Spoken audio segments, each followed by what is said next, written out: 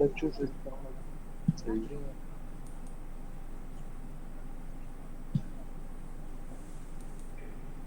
बैठा हूँ ना जा कहाँ से बैठा हूँ।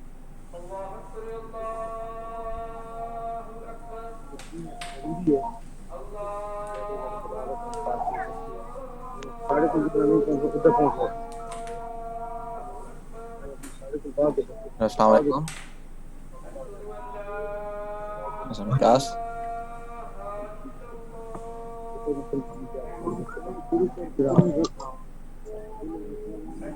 बात शुरू करनी है ना थोड़ी देर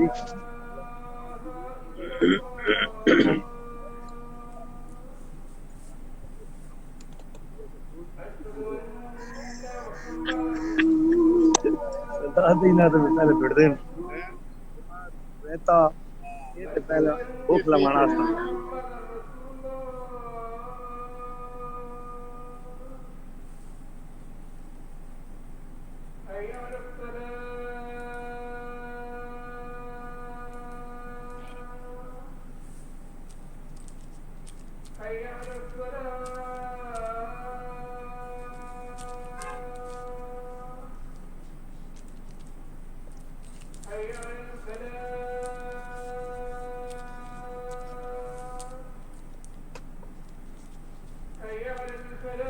स्टार्ट वीडियो अस्सलाम वालेकुम। क्लास कैसे हैं सारे? बंद नहीं होनी है जी हेलो। वालेकुम अस्सलाम सर। ओके सो कैसा रहा सबका अभी क्लास में आए? ओके तो पहले तो हम ये देखते हैं क्या इसके अंदर हमें इस क्वार्टर के अंदर हमें पढ़ना क्या है। सो पहले मैं स्क्रीन क्रिएट कर लेता हूँ।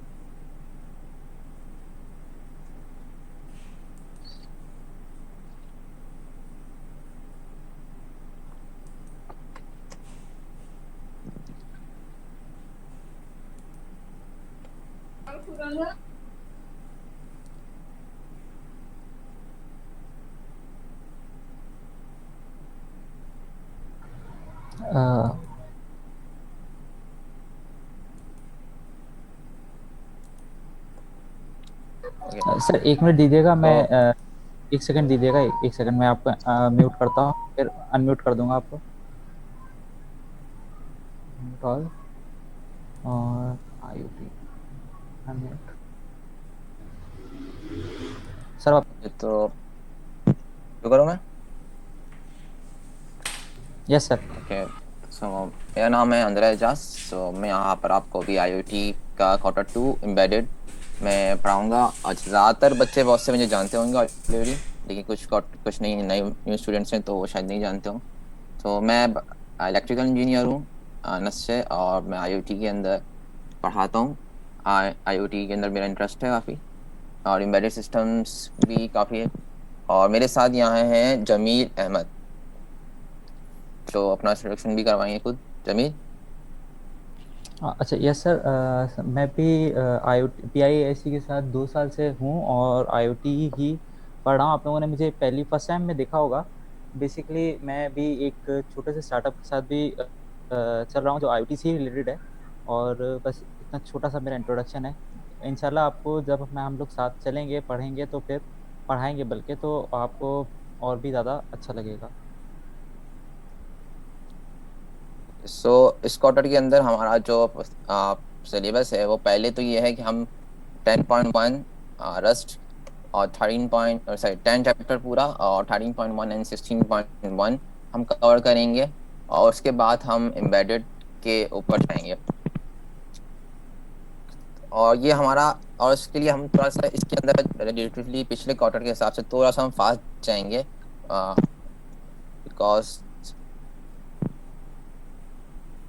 हम इसके अंदर थोड़ा सा फास्ट जाएंगे।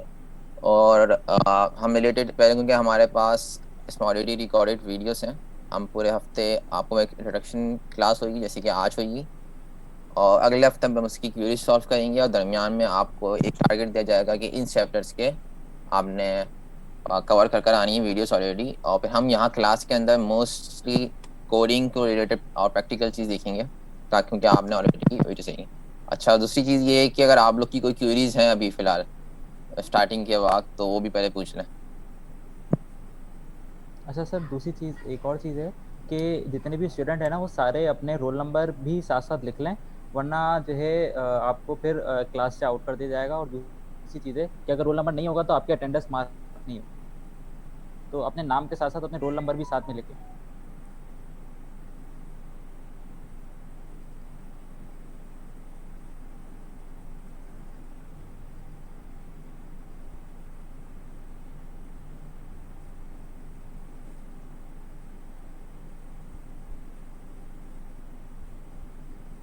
और अगर किसी की कोई क्यूरी है तो हैंड रेस कर दें, ताकि उसको मैं अनम्यूट कर दूं और अपनी क्यूरी वो पूछ सकता है।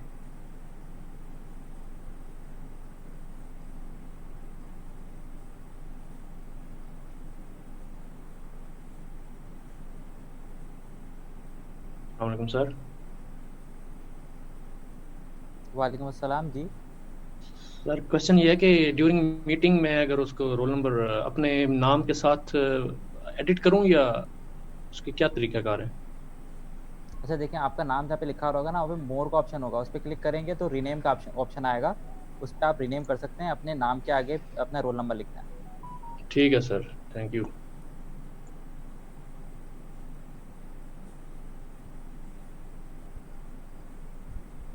अच्छा, अगर किसी को हैंड रेस करना नहीं आ रहा, तो अपने नाम के ऊपर होवर करेंगे ना, तो यहाँ पे मोर का ऑप्शन आएगा।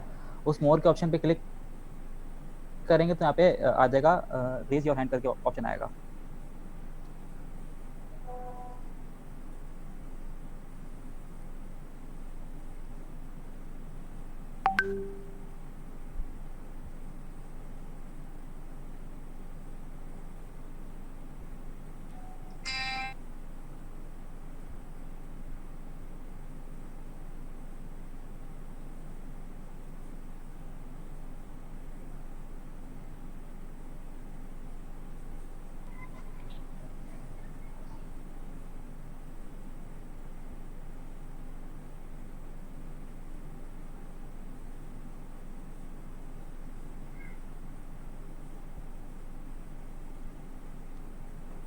ओके, तो क्यूरीज नहीं है किसी की यहाँ पर आज? ओके, तो हम असद का कोई क्वेश्चन है? असद, क्वेश्चन किसी का?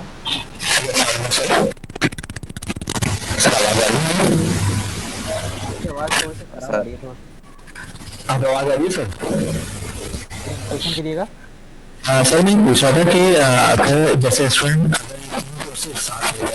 आईओटी, एआईसी और सीएनसी, तो उसका आगे फ्यूचर में यानी रिलेट होगा, या फिर तीनों अलग अलग फील्ड है? अगर आप समझ रहे हैं आवाज अगर आपको क्लियर आ रही है तो सर आप समझ सकते हैं।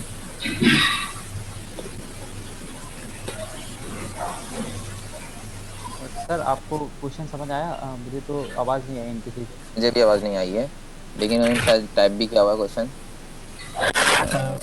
मैंने ये भी मेरी सीएनसी और आईआईटी की टाइमिंग सेम है, ईमेल की है, कोई रिस्पॉन्स नहीं है।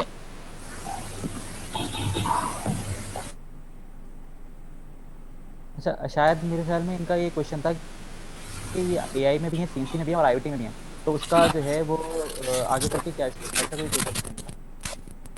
जी सर, मेरा ऐसे ही है कि मतलब इनकी ये तीनों रिलेट होंगी, यानी कि सारे, या फिर सिर्फ जस्ट वन रहना चाहिए, टू रहना चाहिए, मेरा ये क्वेश्चन है। सर, आप इसके ऊपर आंसर करना चाहेंगे? मुझे समझ में नहीं आया, बता रिपीट करोगे क्वेश्चन? सर, इनका क्वेश्चन ये है कि एआई, सीएनसी और आईओटी, ये तीनों कोर्सेज में एनरोल हैं, तो इस क्या नाम है इसका, किस तरह उसको वो मतलब रिलेट करेंगे ये एक दूसरे से, तीनों को, हाँ, तीनों। हाँ, बहुत ज़्यादा रिलेट करेंगे, क्योंकि आईओटी जो डेटा लेकर जा रहे होंगे, तो आईओटी के जो काम है, फॉर एग्जांपल मेरे पास एयर कंडीशनर है या फिर कोई चीज़ है, तो आईओटी का ताल्लुक होगा उस चीज़ को इंटरनेट से कनेक्ट करने में। अब हम उसको भी इन दी एंड आईओटी के जो फर्दर क्वार्टर्स हैं, तो वहाँ हम थोड़ी सी क्लाउड में भी इन्वॉल्वमेंट होगी हमारी। सिमिलरली एआई की भी इन्वॉल्वमेंट होगी, क्योंकि अगर हम हमारी जो ऐसी एम्बेडेड सिस्टम जहाँ पर हम लगा रहे हैं, तो वहाँ पर अगर हमें उसको इंटेलिजेंस देनी है चलाने के लिए, तो वहाँ एआई हमें वहाँ चाहिए होगी। और सेकेंडली आईओटी का, तो आईओटी का और सीएनसी और एआई जो है बिल्कुल ज़्यादा ही इंटरलिंक है। इसमें अच्छा खासा इंटरलिंक है, क्योंकि अब हम जब डेटा क्लाउड पे लेकर जाएंगे तो फिर वहाँ से फिर हमारी क्लाउड कंप्यूटिंग शुरू हो जाएगी। तो ये चीज़ बिल्कुल इंटरलिंक है। आप ये समझ लें कि आईओटी जो है वो इनिशियल है, यानी हमने इनिशियली आईओटी का जो पढ़ा था कि एक नोड है, ठीक है, एज के अंदर एज कंप्यूटिंग के, फिर उससे क्लाउड पे जाता है। तो जो आईओटी के लिए इसके अंदर है वो है आपका, वो सिर्फ नोड के, यानी स्टार्टिंग पॉइंट जो है वो आईओटी है।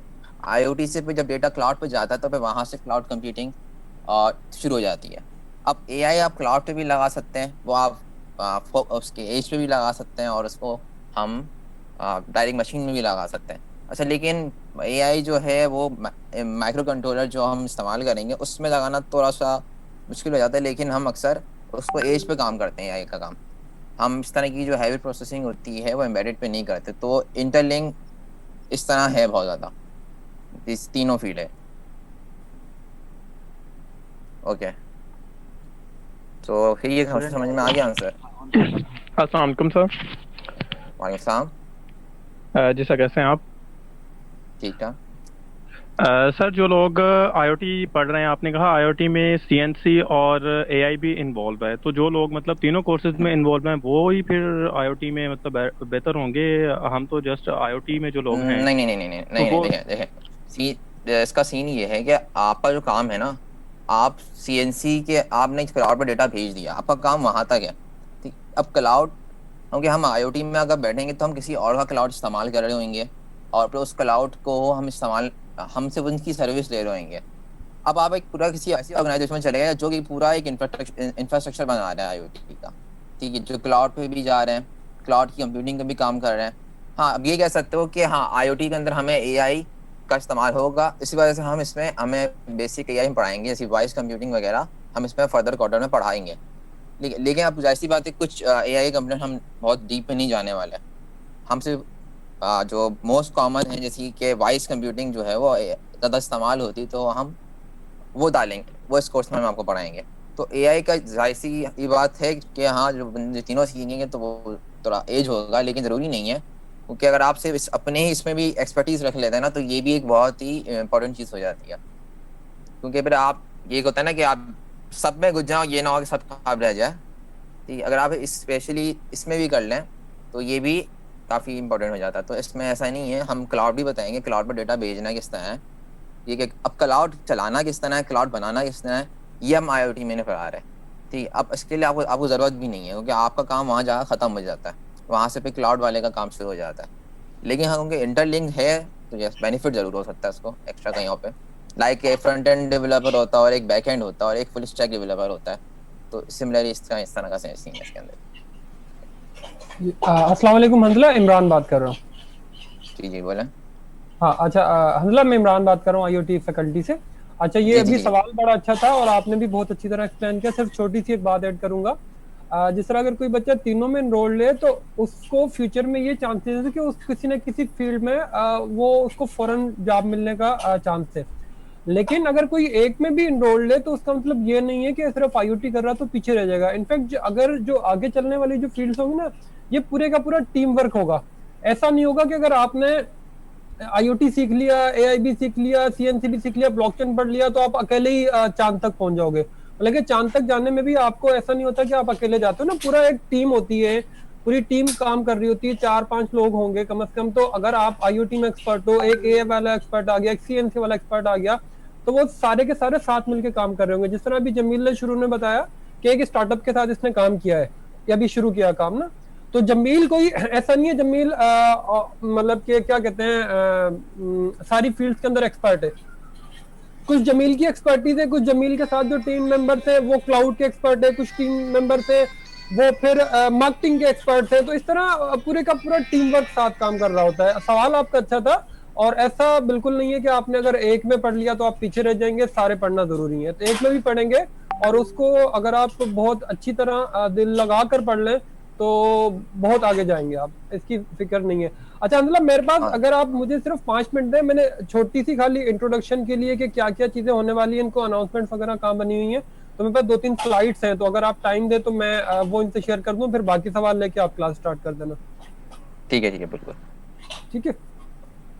अच्छा मैं अपनी स्क्रीन शेयर करता हूँ, तो फिर हम लोग आगे मूव करते हैं। Zoom share screen. तो जमील मुझे बताएगा कि मेरी स्क्रीन, ये जो मेरी Yes, sir, प्रेजेंटेशन है। यस सर, हाँ विजिबल है सर। ओके। अच्छा मेरा नाम इमरान अली है, मैं हंसला के साथ ही होता हूँ। हम 3 मेंबर हैं, मैं, हंसला, जमील, हमारे और भी तकरीबन 15 to 20 पूरे फैकल्टी मेंबर्स हैं। और वो सब आपके लिए वैसे मेनली जो आपको पढ़ा रहे होंगे, हंसला पढ़ा रहे होंगे और जमील उसके साथ को टीचर है। और बाकी भी जिस तरह मैंने बताया, मेरा नाम इमरान है और जैनुल आबिदीन है और काफ़ी सारे टीचर्स हैं। अब वीडियोस में देखेंगे तो आपको सर अदीब नज़र आएंगे, उकाशा नज़र आएंगे, और रजब, मोहम्मद रजब रजा नजर आएंगे, उनकी वीडियोस आपको नजर आएंगी। तो पूरा टीम वर्क है। फ़हीमुज़्ज़मान से आप पढ़ चुके हैं, सर ज़िया को तो आप जानते हैं। तो बहुत बड़ी एक हमारी एक टीम है, मोटे मोटे मैंने एक नाम ले दिया और भी बहुत सारे लोग हैं। सबसे पहले मैं माजरत चाहूंगा आप लोगों से, माजरत इस बात की कि आप लोगों का Q2 शुरू होने में देर हुई। अच्छा वो हमारी तरफ से कोई डेलिबरेटली देर नहीं हुई, कुछ मैनेजमेंट के इश्यूज थे उसकी वजह से डिले हो रहा था। और कुछ ऐसे भी हमारे साथ स्टूडेंट्स हैं, हम आपको उनसे शेयर भी करवा देंगे जो ऑलरेडी बैच 2-3 में पढ़ रहे हैं। तो हमारी सारी चीजें स्ट्रीमलाइन है, कोई ऐसा नहीं है कि हमारा सिलेबस नहीं बना हुआ है या हमारे पास फैकल्टी नहीं थी। सिलेबस भी बना हुआ है, फैकल्टी भी रेडी थी, बस कुछ मैनेजमेंट के इश्यूज थे जिस वजह से हम स्टार्ट नहीं कर पा रहे थे। वो स्ट्रीमलाइन हो चुके हैं। जैसे ही आपका क्वार्टर ये एंड होगा उसके फौरन 15 दिन के अंदर एग्जाम और रिजल्ट और फिर अगला क्वार्टर भी आपका स्टार्ट हो जाएगा। तो अभी कोई डिले नहीं आएगा। अच्छा कुछ चीजें प्लेटफॉर्म से हमारे, मैं ऑलरेडी भी आपको बता चुका हूँ, बैच 4 से 36 में भी मैंने पढ़ाया है और बैच 35 के भी कुछ क्लासेस ली थी।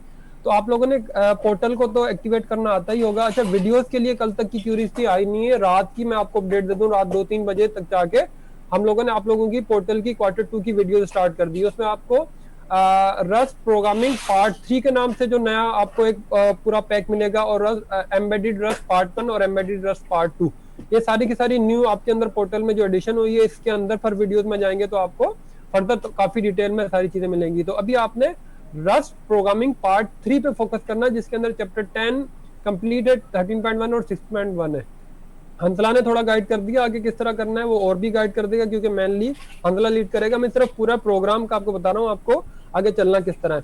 अच्छा जब भी आप अपने पोर्टल को ऑन करेंगे तो पोर्टल के अंदर आपको क्या होगा कि उसके जो होम, आपके जब भी आप अपने प्रोग्राम में जाएंगे उसके होम के अंदर ही आपको स्लैक का, फेसबुक का और टेलीग्राम का लिंक मिलेगा, जो कि ऑफिशियल चैनल है। आप सब लोगों से रिक्वेस्ट है, सिर्फ ऑफिशियल प्लेटफॉर्म से उनको ज्वाइन करें। कोई भी प्राइवेट ग्रुप फेसबुक का, किसी और का या टेलीग्राम का या व्हाट्सएप को तो हम रिकमेंड करते ही नहीं है, वो लोग आप लोग ज्वाइन ना करें। इन्हीं 3 प्लेटफॉर्म जो कि आपके पोर्टल के ऊपर लिंक मौजूद है, इधर ही आपके पास सारी अपडेट्स आएंगी, सारी के कब क्लास हो रही है, अगर कोई क्लास नहीं हो रही या हंसला अवेलेबल नहीं है या मैं अवेलेबल नहीं हूँ या रीस्केड्यूल हो रही है क्लास के, इस दफा नहीं होनी। वैसे तो यही स्केड्यूल है जो आपको दे दिया, हर दिन इसी टाइम आप लोगों की क्लास होगी, हंसला लेगा। लेकिन मैं भी इनके साथ कभी भाई ईद की छुट्टी आ गई है या कोई और मसला हो गया है, तो वो इन्हीं प्लेटफॉर्म के ऊपर अपडेट आएगी। क्विज की अनाउंसमेंट भी इन्हीं प्लेटफॉर्म से आ रही होगी। अच्छा मैंने कल अपडेट डाल दी थी अच्छा हमारी एक सैटरडे को भी क्लास हो रही है, तो अभी हंसला भी जब क्लास के बाद अपनी एक रिपोजिटरी बना देगा गिटहब की, आपके जो कोड्स होंगे उसमें डाल देगा। मैंने सैटरडे की एक रिपोजिटरी अलग से शेयर की थी सैटरडे स्टूडेंट्स को। और आप लोगों के कोर्स में जो पूरा पढ़ाया क्या जाना है उसका भी मैंने रात ही फेसबुक की, अगर आप इस फेसबुक के ग्रुप में जाएंगे ना जिस पे लिंक मौजूद है, उसके अनाउंसमेंट में आपको पूरे कोर्स का कंटेंट भी मिल जाएगा कि क्या क्या पढ़ा जाएगा। अच्छा अगर आपकी कोई क्यूरीज है, लाइक आपने कोई कोड किया और समझ नहीं आ रहा, कुछ उसमें बग है, उसको डिबग करना है, तो उसके लिए भी आप सिलेक्ट सबसे पहले यूज करें, बेहतरीन प्लेटफॉर्म है। इसके ऊपर क्या इजी बात है कि आपकी जब भी आप पोस्ट करेंगे कोई एडमिन कंट्रोल नहीं है, डायरेक्ट पोस्ट लाइव हो जाएगी। जो भी लाइव बैठा हुआ है बंदा या जैसे ही लाइव जाएगा उसको वो पोस्ट नजर आएगी, वो आपको रिप्लाई कर सकता है, हमारी पूरी टीम रिप्लाई करेगी। फेसबुक में पोस्ट करेंगे तो जब तक उसका कोई एडमिन देखेगा नहीं, लाइक मैं दिन में एक दफा देखता हूँ, मोस्टली मॉर्निंग में देख रहा होता हूँ, तो सारे ग्रुप से हम देखते हैं, लेकिन जो स्लैक है उसमें इजीली आपकी पोस्ट चली आती है और फेसबुक के ऊपर एडमिन कंट्रोल है, तो जब वो अप्रूव करेगा तब आपकी पोस्ट लाइव जाएगी। टेलीग्राम चैटिंग के लिए अच्छा है, छोटे छोटे क्वेश्चन के लिए। टेलीग्राम के ऊपर आप कोडिंग की पोस्टिंग डालिएगा कि मेरा ये कोड है और ये सही नहीं चल रहा, उसमें रिजॉल्व करना मुश्किल होता है क्योंकि वो एक पूरा थ्रेड नहीं बनता। तो आप अपनी जो क्यूरीज है वो भी इन प्लेटफॉर्म के ऊपर पोस्ट कर सकते हैं। अच्छा, एक और प्लेटफॉर्म है हमारे पास ask.pic.org। अच्छा, जो मैंने पिछले 3 बताए वो भी अच्छे हैं, लेकिन सबसे अच्छा ये प्लेटफॉर्म है आपकी क्यूरीज पूछने के लिए। इसके ऊपर अपनी ओपनली भिजवा सकते हैं, ये भी एडमिन कंट्रोल नहीं होता है। जैसे भी आप कोई अपना क्वेश्चन डालते हैं ये क्वेश्चन फौरन लाइव जाता है।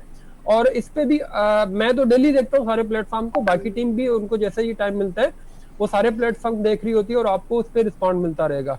अच्छा, जब भी आप कोई क्यूरी करें ना, अपना बैच नंबर, अपना प्रोग्राम मतलब के कोर्स जिस तरह IoT है और क्वार्टर, ये लाजमी मेंशन करें ताकि हमें पता चले हम किससे बात कर रहे हैं और जो भी आपकी क्यूरी है उसको किस तरह हमने लेके चलना है। इसके अलावा किसी को कोई और प्रॉब्लम है कि उसका कोई एग्जाम नहीं हो सका है, या उसका कोई रोल नंबर का मसला आ रहा है, या फी का मसला आ रहा है, या कोई और भी किसी भी किस्म का एडमिन से रिलेटेड इशू है, तो उनको क्या करना होगा, education@pic.org पे ईमेल करनी होगी। इस पे ईमेल करेंगे तो उनको फौरन वहां से रिप्लाई आएगा। अगर डिले भी होगा तो मैं आगे बताता हूँ किस तरह उनको मसले को हल करना होगा।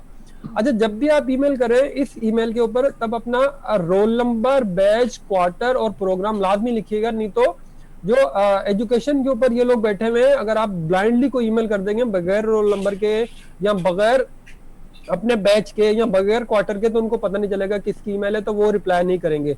तो ये चीजें पूरी होंगी तो आपको फौरन और जल्दी रिप्लाई मिलेगा। अच्छा, दूसरा, अगर आपको कोई पुरानी, जिस तरह मैंने आपसे कहा कि मैंने कल अनाउंस डाली है एक पोस्ट जिसके ऊपर मैंने गिटअप का डाला है या कोई अपना सिलेबस डाला है, तो फेसबुक ऐसा प्लेटफॉर्म है जिसकी अनाउंसमेंट में जाएंगे तो आपको जो रिसेंट अनाउंसमेंट होंगी बिल्कुल टॉप पे मिल जाएंगी। आपको पूरे के पूरे फेसबुक के ग्रुप को ब्राउज नहीं करना पड़ेगा। स्लैक के अंदर टॉप पे नहीं आती चीजें, हम ढूंढ रहे हैं कोई स्लैक के ऊपर भी टॉप पे ला सके अनाउंसमेंट। लेकिन अगर आपको कोई ऐसी चीज ढूंढनी है, कुछ आपने मिस ना कर दिए, फेसबुक खोलें, उसके अनाउंसमेंट में चले जाएं, उधर आपको मिल जाएगी। अच्छा, जब भी आप कोई अनाउंसमेंट देखें तो आप ये जरूर देखिएगा वो अनाउंसमेंट बैच 4 से 35 के लिए तो वो आपकी है, अगर बैच 4 से 35 नहीं लिखा हुआ तो वो आपकी नहीं होगी। तो उसमें आप लोग कमेंट ना कीजिएगा, उस दूसरों को परेशान ना कीजिएगा। एग्जाम आप लोगों को पता है आपका सेफ एग्जाम ब्राउजर पे होना है, आपके पोर्टल पे उसका लिंक मौजूद है। अगर विंडोज के पे हैं तो आप विंडो का 2.4 वर्जन आपने करना है, और उसके बाद कॉन्फिग फाइल विंडो की डाउनलोड करनी है, और प्रॉक्टिंग की भी आपके पोर्टल पे ही रखी होगी, और आपने सेफ एग्जाम ब्राउजर के अंदर अपना एग्जाम खोलना है। या आप तो एक्सपर्ट हो गए होंगे, जो भी इधर आए वो कम से कम 2 एग्जाम दे के आए होंगे, तो प्रॉक्टिंग की भी आपको पता है।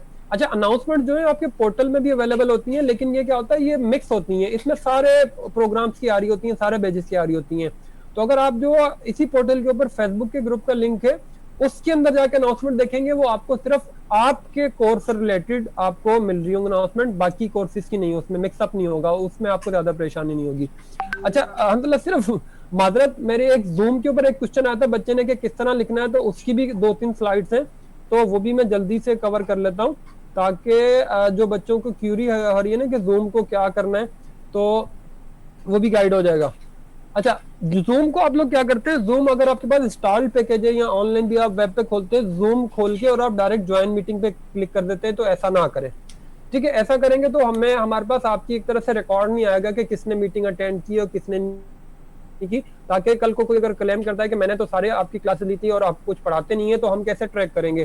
तो ताहिर रिमोट कंट्रोल, ताहिर भाई रिमोट कंट्रोल चाहिए तो मैं आपको लेके भिजवा देता हूँ, ठीक है। ताहिर ने रिक्वेस्ट किया कि मुझे रिमोट कंट्रोल दे दो आपका ना लैपटॉप का, हंदला। अच्छा, तो आप इस तरह ज्वाइन मीटिंग पे डायरेक्ट ऐसा करते हैं, इनको कोडिंग करवाने के लिए दे देंगे।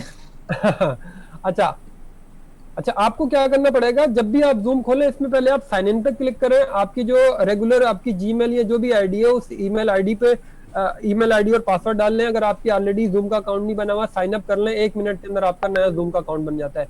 जब आप जूम को साइन इन कर लेंगे तो इस तरह की विंडो आती है। इसमें ये जो ज्वाइन का बटन है इस पे जब आप क्लिक करेंगे, फिर आपको जो ईमेल के अंदर मीटिंग आईडी और पासवर्ड आया है वो आपने इधर पुट करना है, और इस जगह आपने नाम लिखना, लाइक मेरा नाम इमरान अली है और रोल नंबर IoT 12345 है। अगर आपका रोल नंबर PIAIC 1235 है, लाइक हंजला एजाज, और आगे आपने लिख दिया PIAIC 1235। इस तरह अगर आप लिखेंगे तो आप उसके बाद ज्वाइन इन करेंगे तो हमारे पास प्रॉपर रिकॉर्ड होगा कि कौन से स्टूडेंट ने हमारे पास ज्वाइन किया, क्योंकि ईमेल आईडी से हम लोग आपको ट्रैक कर लेंगे। अच्छा, और एक चीज ये है कि अगर आपकी कोई क्यूरी आपने ईमेल कर दी और आपने कम से कम 24 घंटे वेट करें, अगर आपको जवाब नहीं आया तो मेरा नंबर ऊपर लिखा हुआ है, ठीक है। मेरे नंबर पे उस ईमेल की एक स्नैपशॉट लेके और अपना रोल नंबर और ईमेल आईडी मुझे क्वार्टर और अपना प्रोग्राम भिजवाएंगे तो मैं फिर एडमिन से बात करके और आपकी ईमेल का फौरन रिप्लाई कोशिश करूंगा करवाने का। दूसरा, कल भी सवाल आ रहा था बच्चों का, हमने हार्डवेयर क्या लेना है इस क्लास में, और अगली 2 और क्लासों में तो हमें जरूरत नहीं पड़ेगी। होपफुली दिसंबर के एंड में क्लास होगी या 1 जनवरी के अराउंड में जो क्लास हो रही है उसमें हमें एक हार्डवेयर की जरूरत पड़ेगी, STM32F303। इसकी पोस्ट भी डाल दूंगा। फर्दर मोटा मोटा बता रहा हूँ कि ये आप ले लीजिएगा, अगले मतलब के 15 दिन का आप टाइम है उसमें ये ले लीजिएगा तो आपके लिए इजी पड़ जाएगा। दूसरा, अगर फॉर एग्जाम्पल 2 भाई एक साथ ज्वाइन किया हुआ है या 2 दोस्तों ने एक साथ ज्वाइन किया हुआ है तो ऐसा नहीं है दोनों को अलग अलग लेना है, क्योंकि थोड़ी सी कॉस्ट इसकी हाई है और आजकल कोरोना के अंदर कॉस्ट बड़ा मसला रखती है हर एक के लिए। तो एक डिवाइस को लेके 2 बंदे भी शेयर कर सकते हैं, 2 स्टूडेंट भी शेयर कर सकते हैं, कॉस्ट इफेक्टिव भी पड़ेगा। शेयर करके प्राइस ले लें, हाफ ऑफ प्राइस पड़ जाएगी उसको। तो हमने लाइव आपसे कोडिंग नहीं करवानी, लेकिन आपको प्रैक्टिस जरूर इस पे करनी होगी।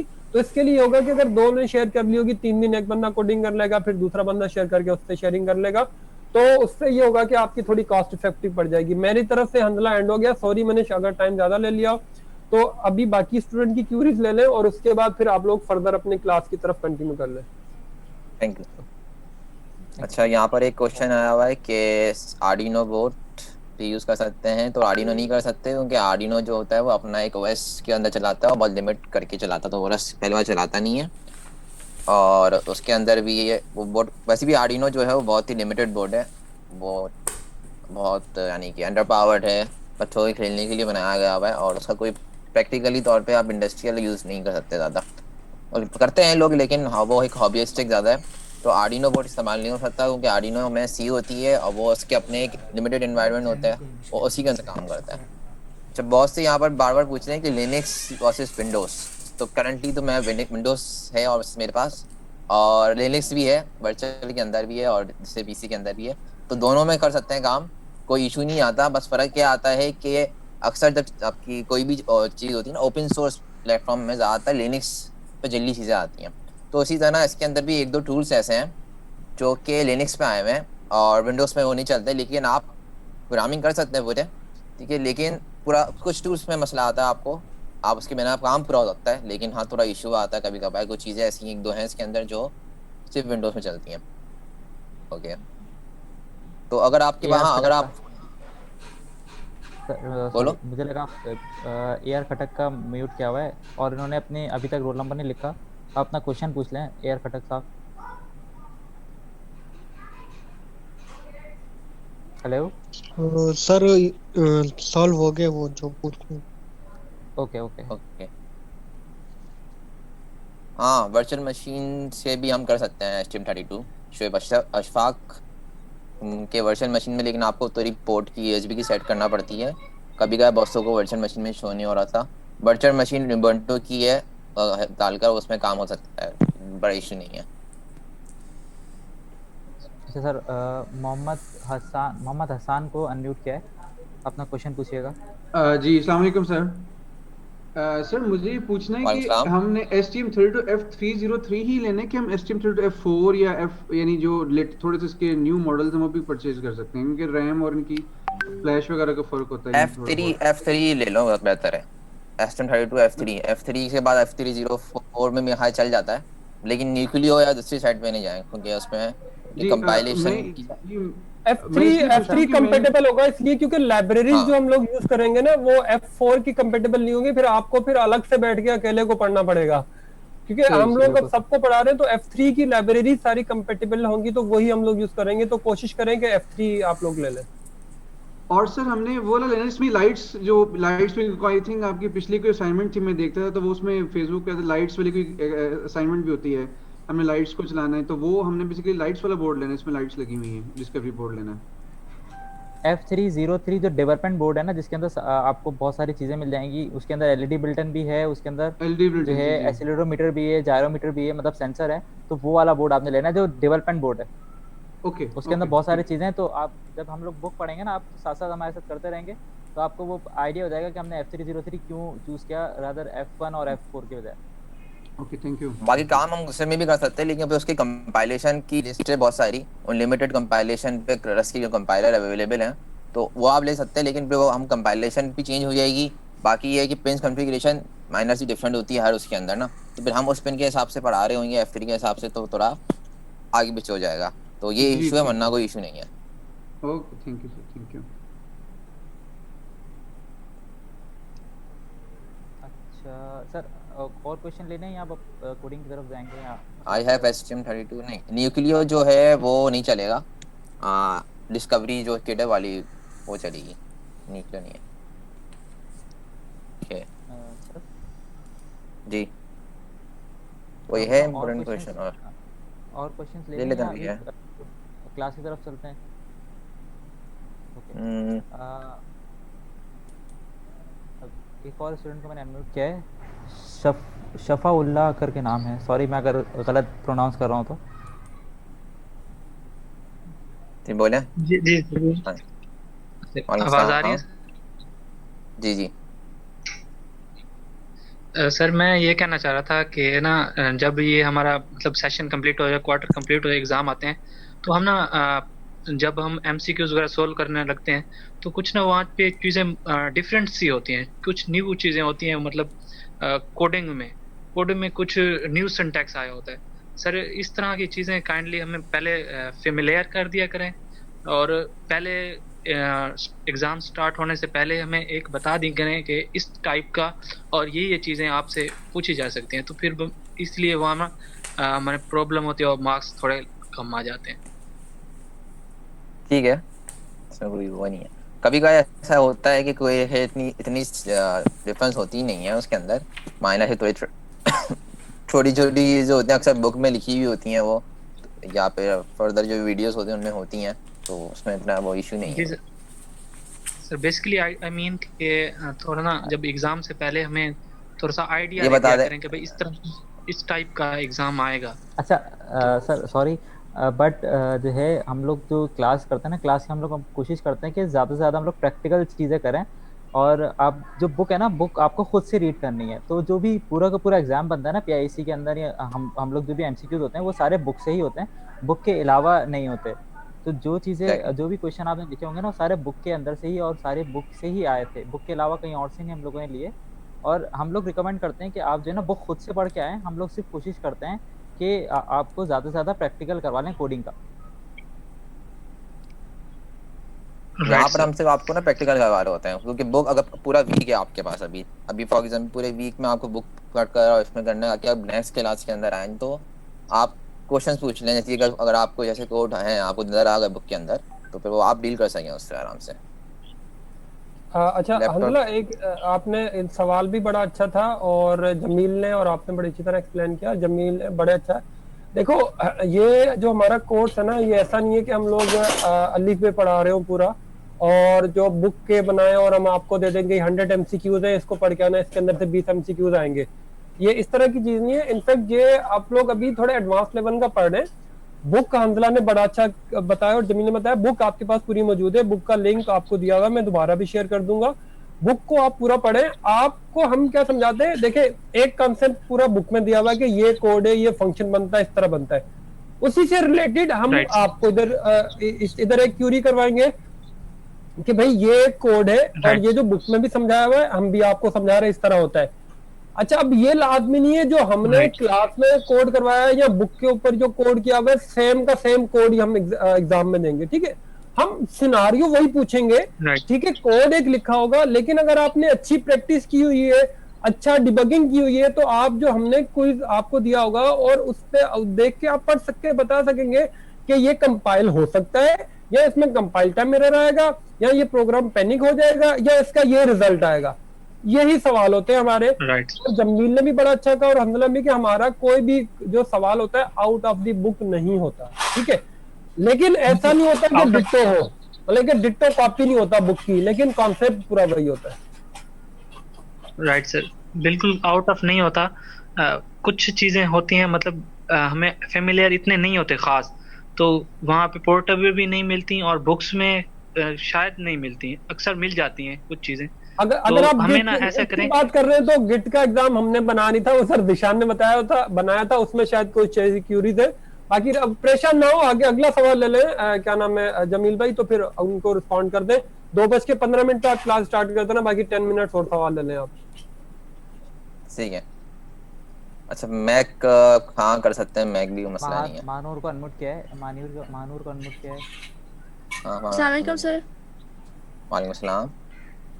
सर मैं ये पूछना चाह रही थी कि आप सिर्फ मेंशन कर रहे हैं STM32, तो हमने जो एक आप लोगों ने लिंक शेयर किया था उसमें पूरी किट थी Q2 के लिए, तो बाकी चीज़ों का भी तो बता दें।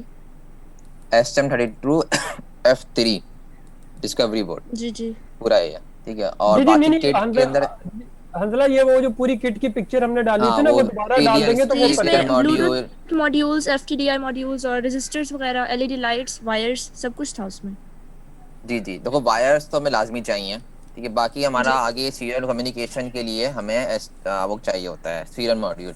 जैसे कि सीरियल मॉड्यूल में ये होता है कि हम थ्रू लैपटॉप अगर कम्युनिकेशन करवाना होता है तो अब उसके लिए इस्तेमाल होता है, ठीक है। तो उसका है काम एक तो जगह है आखिरी में जी ब्लूटूथ कम्युनिकेशन में हमें क्योंकि बिल्डिंग इसके अंदर कोई कम्युनिकेशन नहीं है, हम डायरेक्ट नहीं कर सकते।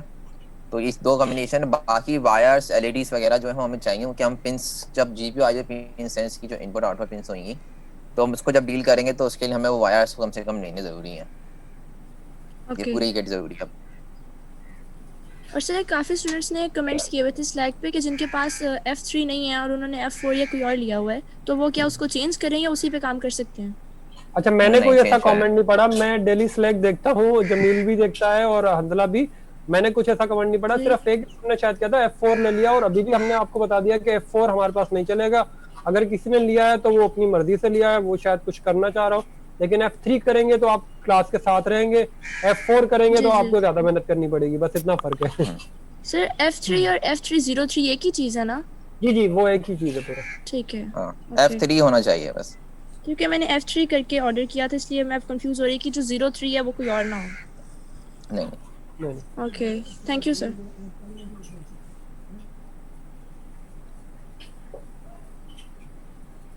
अहमद मुदस्सिर, इनको अनम्यूट किया है। अहमद, मुदस्सिर। आपका कोई क्वेश्चन है? अच्छा, अहमद कोई क्वेश्चन नहीं पूछ रहे तो नेक्स्ट उसके बाद है दानिश, उनको अनम्यूट किया है। अस्सलामुअलैकुम सर, हमें वालेकुम STM अस्सलाम। बोर्ड के साथ रास्पबेरी पाई भी यूज़ करना है? नहीं जरूरी नहीं है फिलहाल।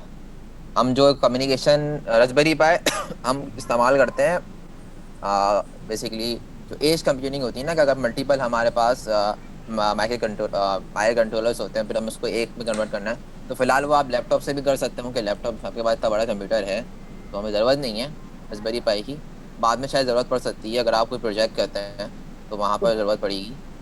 आप Q3 में वाईफाई के शायद थ्रू होगी, तो फिर Q3 में हंसला फिर जरूरत पड़ेगी, फिर Q3 इनको गाइड कर देंगे। हाँ Q3 के अंदर है, अभी ज़रूरत नहीं है कोई, क्योंकि वो बात की कहानी है ना, वो एज के अंदर और उसके अंदर आ जाता है।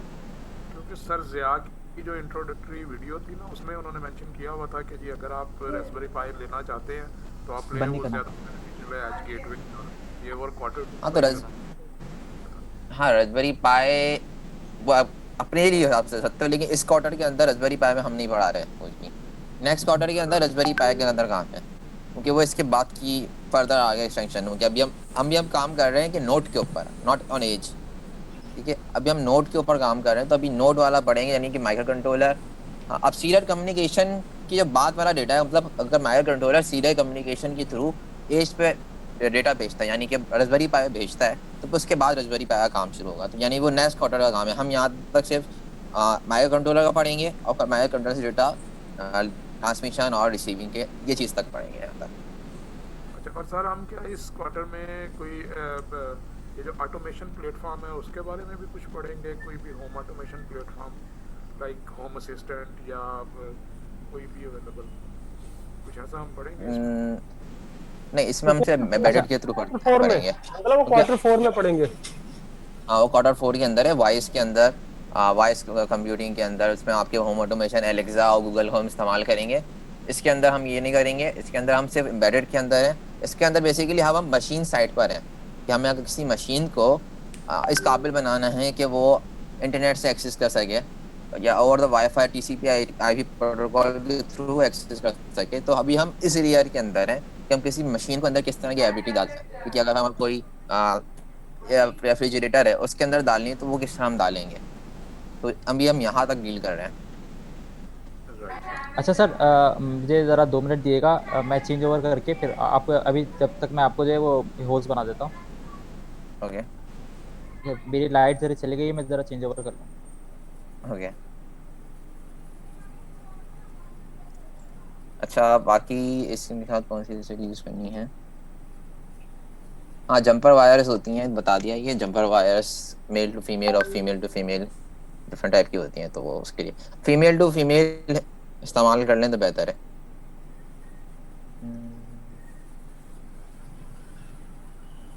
हंसला पार्टिसिपेंट्स खोलेंगे ना तो काफी बच्चों ने अपने हैंड रेस किए हुए हैं, तो फिर वो इंटरेक्टिव हो जाएगा, कुछ लोगों से बात कर लो, उनसे सवाल ले लो। ओके पार्टिसिपेंट्स खोल के जिनके हैंड रेस हो ना उनसे बात कर लो। सैयद इमशा इस्माइल।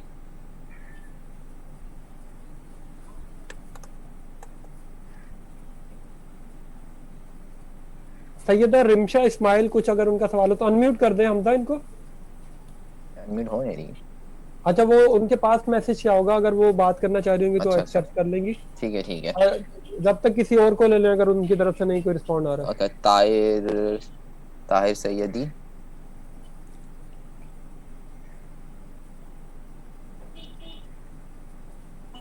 ताहिर सैयदी। वालेकुम अस्सलाम। जी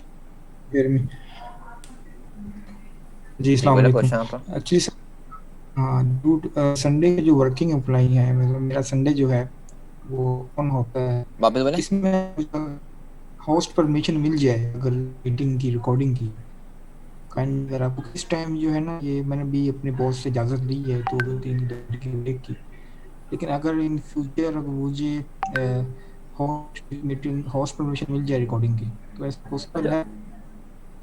हंसला मैं नहीं रिस्पॉन्ड जो करता हूँ, मैं बात समझ गया हूँ हंसला। अच्छा ठीक। अच्छा आपकी जूम की जो सेशन होंगे वो लाइव सेशन होंगे, उसको आप लोग रिकॉर्ड कर भी नहीं सकते और हम परमिशन भी नहीं दे सकते, ना हम उसकी रिकॉर्डिंग आपको बाद में प्रोवाइड करेंगे। लेकिन ये सारे का सारा मटेरियल जिस तरह अभी अगर आप देखें तो पिछले तकरीबन कोई 40 मिनट से हम सिर्फ हमारे क्वेश्चन आंसर चल रहे हैं ताकि आपकी क्यूरी रिजॉल्व करें, तो इसकी रिकॉर्डिंग आपके लिए कोई फायदेमंद भी नहीं होगी, क्योंकि इसमें यही होगा क्योंकि सवाल कर रहा होगा, जवाब दे रहे होंगे, तो आपको प्रॉपर पढ़ने को नहीं मिलेगा, लगे आधी पढ़ाई होगी आधी बातें होगी।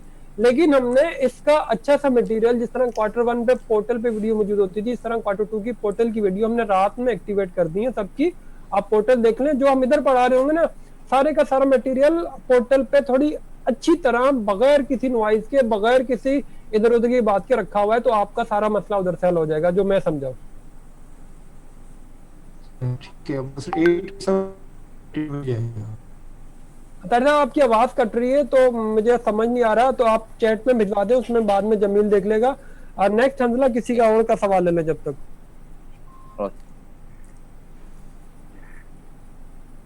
ओके ये PISC 15244। अच्छा आप लोग पहले अपना नाम लिखें, बाद में रोल नंबर लिखें ताकि हमें पढ़ने में आसानी हो।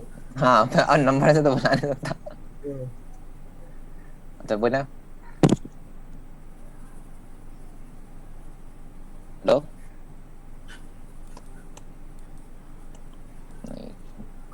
जफर अली, मैंने वो वापस म्यूट कर दिया। ओके वो सवाल नहीं पूछ रहे थे शायद। जफर अली आपने एंट्रेंस किया हुआ है।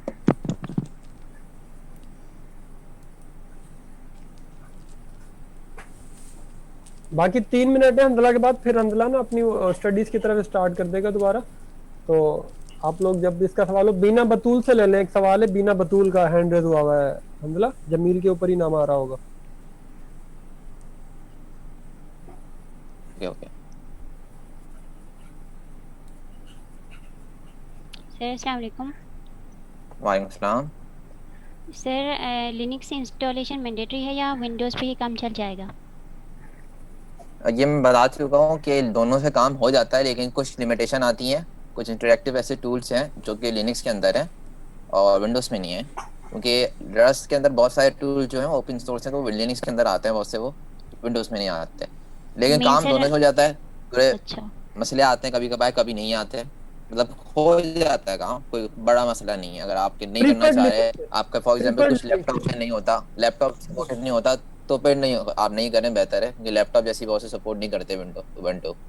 तो जब होता है, लेकिन नॉर्मली अदरवाइज पड़ती। लेकिन हम रिकमेंड यूवेंटू करते हैं बिकॉज ज़्यादा प्लेटफॉर्म अच्छा है वो हमारे हिसाब से, और प्रोफेशनली तौर पे इस्तेमाल ज़्यादा होता है इस वजह से। Okay sir, thank you. अच्छा, आदिल राशिद राही, क्वेश्चन है आपका कोई? हंसला बस ये लास्ट क्वेश्चन जी। लीजिएगा फिर। अस्सलाम वालेकुम। वालेकुम सलाम। अच्छा सर, मैंने ये पूछना था कि ये कोर्स जो है आईओटी का, बेसिकली मैंने इंजीनियरिंग किया इलेक्ट्रिकल, और मुझे आर्डिनो और सी प्लस प्लस लैंग्वेज आती है। ये आईओटी करने के बाद मैं किस स्टेट पे आऊँगा, मतलब मैं क्या क्या चीज़ें कर सकता हूँ ऑटोमेशन के अंदर, मिसाल के तौर पे कौन कौन सी डिवाइसेस कंट्रोल कर सकता हूँ, इस तरह से थोड़ा सा गाइड कर दें मुझे, थैंक यू। देखो, मैं खुद भी इलेक्ट्रिकल इंजीनियरिंग के बैकग्राउंड है, तो इलेक्ट्रिकल इंजीनियरिंग के लिए इसमें यह है कि आपको मशीन तो समझ में आती है, मशीन इलेक्ट्रिकल बिहेवियर समझ में आता है।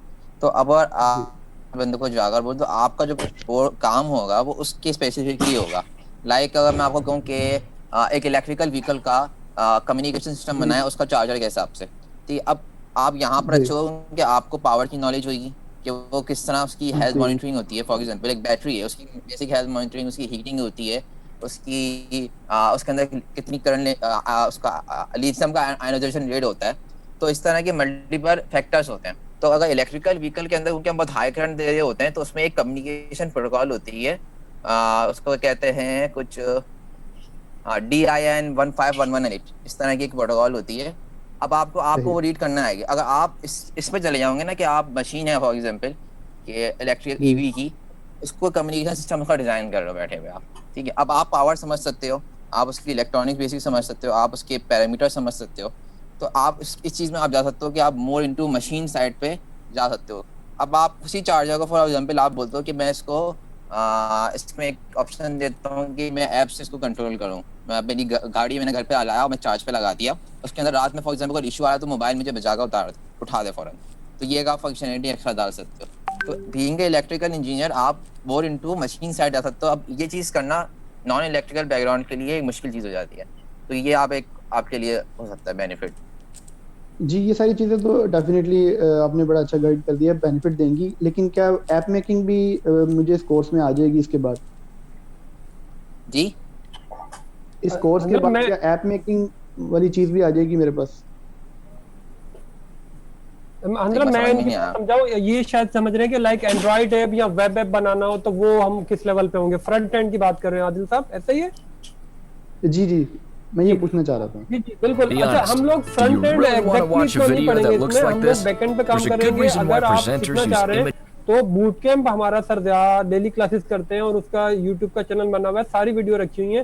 तो फ्रंट एंड के लिए वो वाला आप यूज करेंगे। जिस तरह शुरू में किसी स्टूडेंट का सवाल आया था कि वो आईओटी कर रहे हैं और सीएनसी और उन्होंने एआई भी पढ़ रहे हैं, तो वो कैसा रहेगा।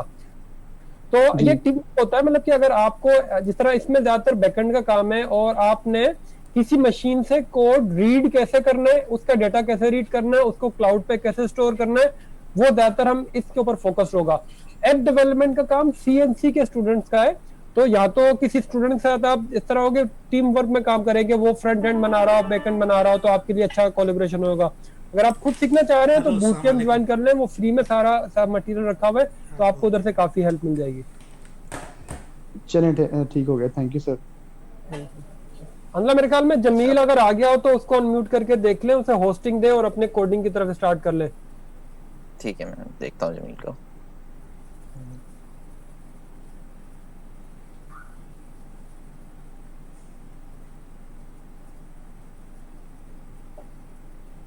जमील?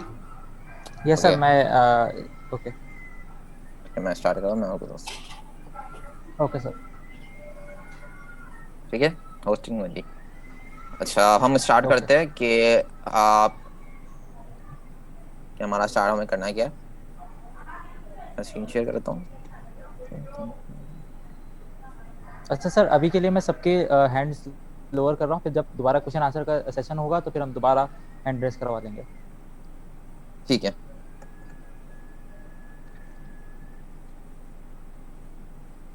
अच्छा, हम थोड़ी सी ये भी देख लेते हैं कि आउटलाइन हमारी वैसे काफ़ी डिस्कस हो गई है। तो ये हमारी आउटलाइन है। पहले हम चैप्टर पढ़ेंगे। आज का जो हमारा टारगेट है वो चैप्टर 10 है, फर्दर हम आगे जाएंगे। अच्छा, चैप्टर 10 के अंदर जो हमारी पहली चीज है, चैप्टर 10 का पहले हम नाम पे फोकस करते हैं ना। ये नाम क्या है? Generic types, traits and life times.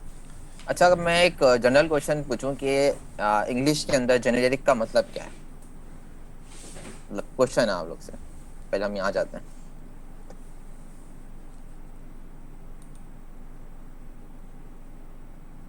कोई है?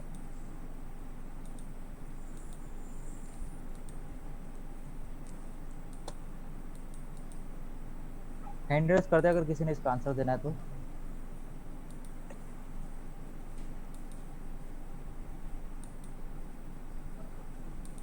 Common So generic means that if something is on a general specific, that means there is one thing which is called generic, the other thing is called specific. So generic means suppose करके हमारे पास जो general data types हैं, that is also general मतलब int हो गया, character हो गया, boolean हो गया। अच्छा, आपके मुताबिक सही क्या समझ मानी? ये बेसिकली जेनेरिक जो मतलब है उसका मतलब यहाँ पर ये है कि एक ऐसी चीज जो कि स्पेसिफाइड नहीं है, यहाँ पे नॉट स्पेसिफाई कि वो फंक्शनैलिटी क्या है। अब यहाँ पर हम बोल रहे हैं generic types, data types for example. तो अब यहाँ पर जेनेरिक टाइप्स इंटीजर से, इंटीजर भी आप बोले जेनेरिक टाइप है, तो इसके अंदर हम क्या फर्क है फिर? ठीक है, अब क्या जेनेरिक टाइप बेसिकली इंटीजर, हम क्या आप कह सकते हो जेनेरिक है, लेकिन वो जेनेरिक नहीं है क्योंकि उसमें हम डिफाइन है ऑलरेडी कि इंटीजर जो होता है वो कौन कौन सी चीज़ें कर सकता है, इंटीजर होता क्या है। तो यहाँ हम जो बात कर रहे हैं वो बात कर रहे हैं कि जेनेरिक टाइप एक ऐसी टाइप है जिसके अंदर कोई डेफिनेशन नहीं है। अब इसका फ़ायदा क्या है, उसकी ज़रूरत क्या है?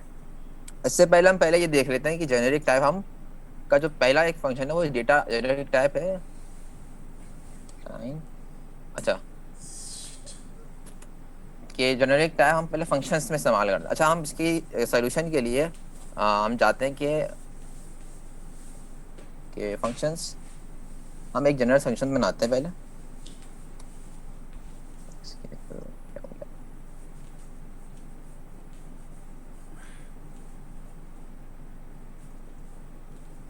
ठीक है, हम यहाँ पर एक फंक्शन बनाते हैं। अच्छा, फंक्शन का सिंटैक्स याद है आप लोग को?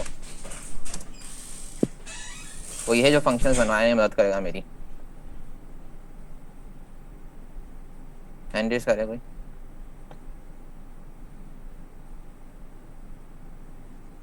सिकंदर नाम है इनका, मैं इनको अनम्यूट कर रहा हूँ, ये आपको हेल्प करेंगे।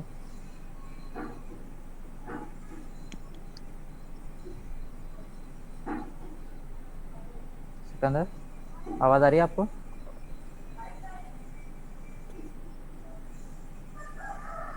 नहीं सर, जफर अली हैं ये, इनको मैं अनम्यूट कर रहा हूँ।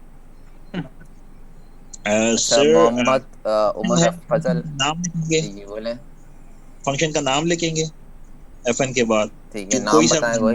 तो फंक्शन किस चीज का फंक्शन बनाना चाह रहे हैं हम लोग? कोई एग्जांपल आपके दिमाग में क्या बना है?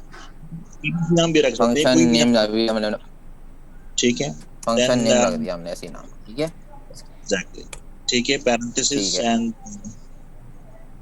पैरेंथेसिस हम लगाए यहाँ पे। और क्या चीज हो सकती है फंक्शन के अंदर? फंक्शन के अंदर जो जिस टाइप की वैल्यू वो रिसीव करेगा। ओके, उसको क्या कहते हैं? इसको क्या पैरामीटर्स कहते हैं सर? हाँ, पैरामीटर्स, आर्गुमेंट्स। ठीक है, आर्गुमेंट्स पैरामीटर्स कहते हैं। ठीक है, ठीक है। अच्छा, अब हमने पैरामीटर फॉर एग्जांपल हम क्या रखे हैं, ऐसा नाम रखते हैं, पैरामीटर ही रख देते हैं फॉर एग्जांपल। ठीक है, अब और क्या होगा? पैरामीटर काफी है इतना? सर आप एक से ज्यादा भी रख सकते हैं अगर एक फंक्शन कॉल हो रही है और उसकी है ना उसको ज्यादा वैल्यू रिसीव पैरामीटर की, हम पैरामीटर की वो टाइप बताएंगे कि वो कौन सी टाइप का है, किस टाइप की वैल्यू टाइप अगर नहीं बताएंगे। हाँ एग्जैक्टली, किस टाइप की वो ले सकता है, एक से ज्यादा डाल लेंगे, कॉमा डाल देंगे, दैट्स इट। अच्छा, और उसके बाद हम इसमें एक रिटर्न टाइप भी बता सकते हैं कि इसकी रिटर्न टाइप क्या है, कि पैरामीटर रिटर्न टाइप, चलो इसको हम टाइप कर देते हैं। और इसकी भी हमें डेटा टाइप बताना होगी। तो हमने बोला कि वो i32 ले रहा है और i32 फॉर एग्जांपल रिटर्न कर रहा है। अब हम ये फंक्शन चलाएंगे फॉर एग्जांपल, चलेगा नहीं चलेगा? सर फंक्शन की डेफिनेशन हम डिफाइन करेंगे और फंक्शन को कॉल करेंगे, इसलिए कि अभी तो फंक्शन नहीं चल रहा, ठीक है, जब तक ये फंक्शन कॉल नहीं होगा।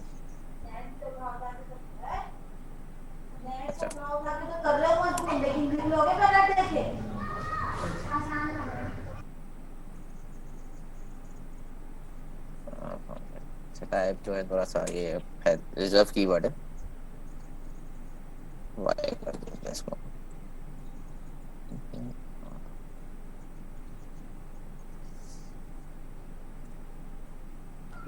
सर ओनली डेटा टाइप आएगी, हैं?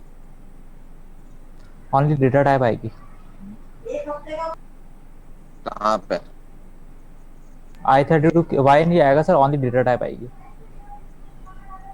अच्छा हाँ सही है, सॉरी।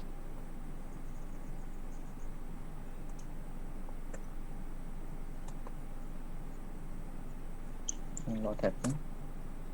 अच्छा पहले मैं पैरामीटर को रिटर्न करवा देता हूँ। ये रहा था। ओके तो अब हम इसको कर लेते हैं कॉल, मैं हटा देता हूँ।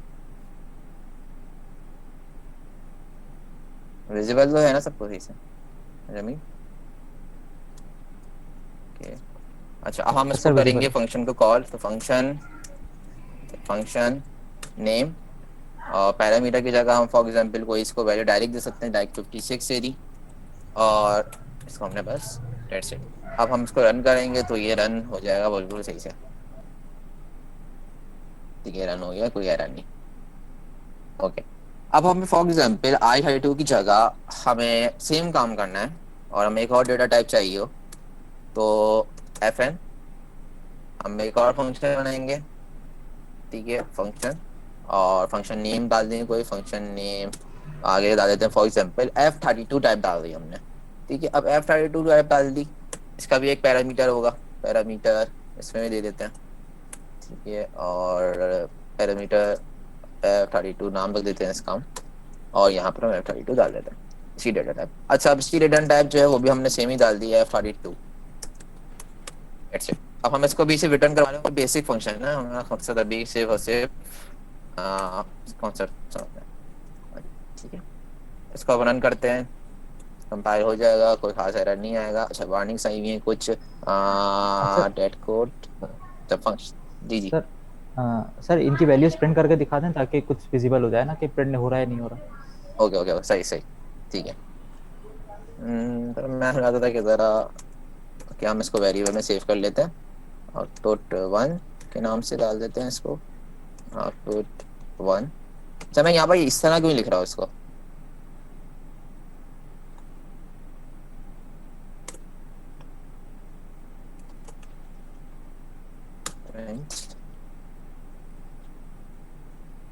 ये एनोटेशन कौन कर रहा है, एनोटेशन के कौन करना पड़ेगा।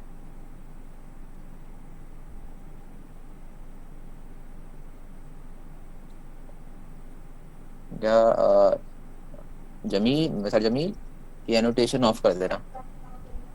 ये आपकी शेयरिंग हो रही है, आप नहीं कर सकते, मेरे पास ऑप्शन नहीं आ रहा। अच्छा सही ठीक है। तो अब यहाँ पर मैंने ऐसी एनोटेशन का आवाज डाल रहा था,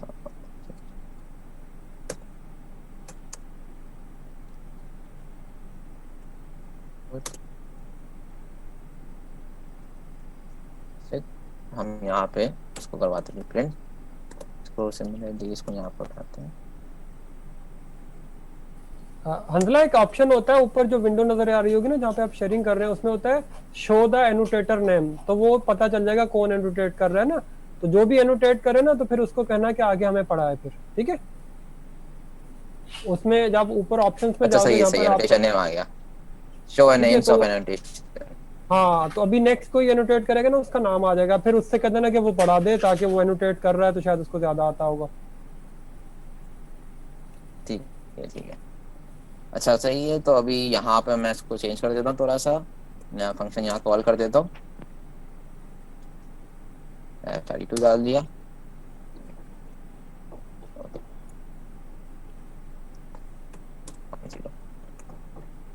अच्छा अब यहाँ पे हमने अब इसको रन करेंगे तो आउटपुट आ जाएगा। अच्छा ठीक है 56 से 56 क्यों आया ज़रा, इसकी वजह ये थी कि मैंने यहाँ जो फंक्शन इस्तेमाल किया था वो प्रिंट उसका था, प्रिंट एलन नहीं इस्तेमाल किया था मैंने, यहाँ प्रिंट वाला करवाया, दोनों करते हैं इस तरह फर्क होता है, तो उसमें मुझे लाइन ब्रेक मिल जाएगा।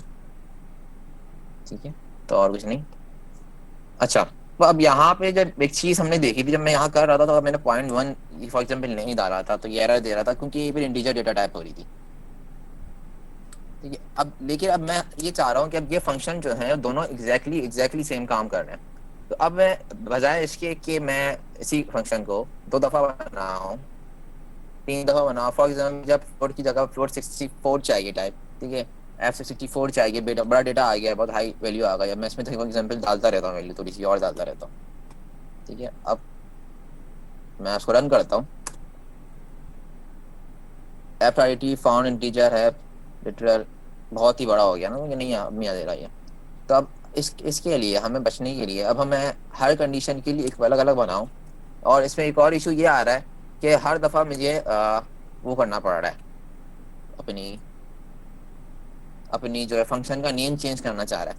अब मैं चाह रहा हूँ कि एक ही फंक्शन बनाओ वही सब पे काम करे, तो उसके लिए हमारे पास एक चीज़ आएगी वो जेनेरिक डेटा टाइप। अच्छा जेनेरिक डेटा टाइप करती क्या है, बेसिकली वही बात है जो हमें एक जनरल नेम दे देती है कि हम कर सकें कि जैसे कि आपको हम एक सेपरेट डेटा टाइप बना देते हैं, ठीक है, जो बिल्कुल एम्प्टी है, बिल्कुल अनस्पेसिफाइड है, क्या है वो F32 है, I32 है, F64 है, I64 है, कौन सी डेटा टाइप है वो हमें बिल्कुल एम्प्टी होती है। अब उसका बनाने का जो सिंटैक्स है वो है सिंपल सा। अच्छा सर एक छोटा सा क्वेश्चन आया है, लेट क्यों लगाया है, थोड़ा सा इसको हल्का सा डिफाइन कर देंगे। अच्छा ये जरा लंबा गैप पे आया तो सब मैं भी भूल गया थोड़ी सी। अच्छा लेट जो है लेट इसलिए लगाया है कि हमें इसमें वेरिएबल बनाना था तो हमें लेट लगाना होता है, तो वेरिएबल का सिंटैक्स सही है कि लेट लगा कर हम वेरिएबल बनाते हैं। अगर हम नहीं बनाएंगे तो उसमें एरर आएगा, हम हटा कर देख लेते हैं, बेहतरीन तरीका है। तो ये एरर आ रहा है और एरर यही आ रहा है कि कैन नॉट फाइंड वेरिएबल। अगर हम लेट नहीं डालेंगे तो वो समझेगा कि आउटपुट 1 जो है वो ऑलरेडी डिफाइंड है, तो ये एक वजह है इसकी सिर्फ लेट डालने की, जो बेसिक सिंटैक्स है वेरिएबल चैप्टर नंबर 3 है, तो यही ऐसी और कुछ नहीं। अच्छा अब सिंटैक्स जो है इसका वो है हमारा ये विजिबल तो नहीं लग रहा मुझे होगा, बहुत लाइट कलर है, विजिबल नहीं है। ठीक है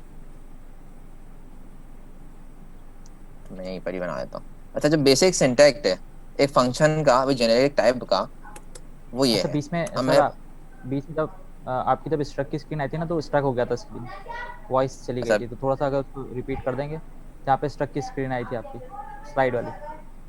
नहीं वो सही है, मैंने वहाँ कुछ पढ़ा है बताया भी नहीं, मैं वापस बता रहा हूँ, तो वहाँ विजिबल नहीं था ना, तो मैं यहाँ बता देता हूँ कि सिंटैक्स क्या है। बेसिक सिंटैक्स का हम पहले तो वही फंक्शन नेम डालेंगे बेसिकली, क्योंकि हमने कुछ डाल दिया नेम। उसके बाद पहले हम एक बेसिक फंक्शन बनाते हैं इस तरह, ठीक है। अब फंक्शन बनाने के बाद हमें एक चीज़ करना पड़ेगी, वो ये कि पहले उसको एक जेनेरिक डेटा टाइप बनाना पड़ेगी, ठीक है। यहाँ पे इसकी हमने बताया हुआ है कि नेम के बाद इधर हमें एक टी है,